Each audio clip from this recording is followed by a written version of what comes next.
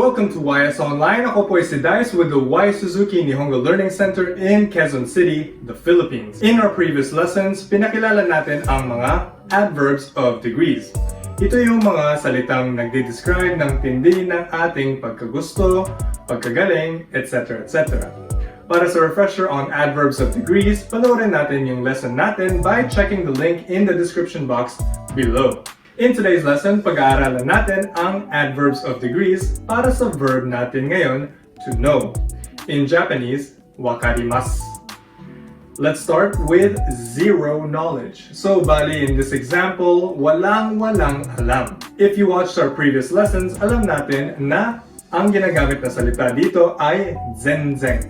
As in, zenzen wakarimasen. So, let's say, tatanungin tayo, alam mo ba kung ano yung inisip niya? 彼は何を考えているかわかりますか? 全然わかりません. Okay, pero paano kung hindi naman sa walang alam pero halos walang alam? In Japanese, that would be amari wakarimasen. Parang sagot na natin yun kung nag-umpisa tayo ng pag-aaral ng Japanese, no? Tatanungin tayo, Nihongo wa wakarimasu ka? Sagot natin, amari wakarimasen. Well, hopefully now it's amari wakarimasen deshita. So, past tense, no? Kasi hindi natin masyadong alam ang Japanese, pero dati, di ba? Ngayon, mas alam na natin siguro. Para sa refresher on past tenses, panoorin natin ang lesson, which the link in the description box below. So, baka nasa skoshi wakarimasu na tayo ngayon. Skoshi is our word for konte in Japanese. So, after maybe a year siguro, halos alam na natin siguro. So, hopefully, nandito na tayo sa daitai wakarimasu. Daitai is our word for halos.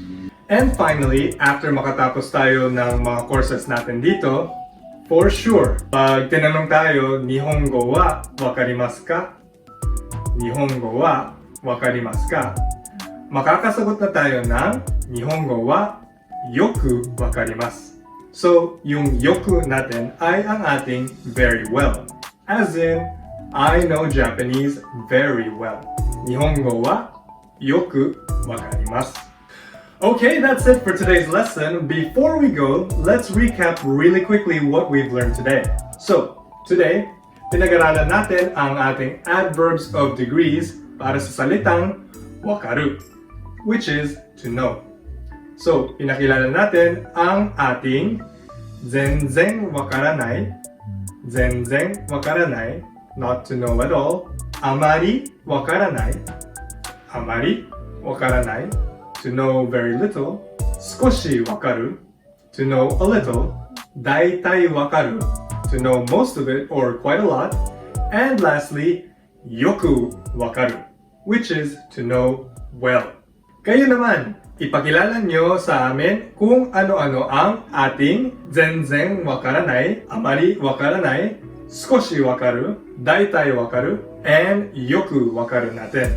Leave your answers in the comment section below. And I look forward to seeing what you all have to say. Thanks for watching as always, and until the next time, ja, mata ne.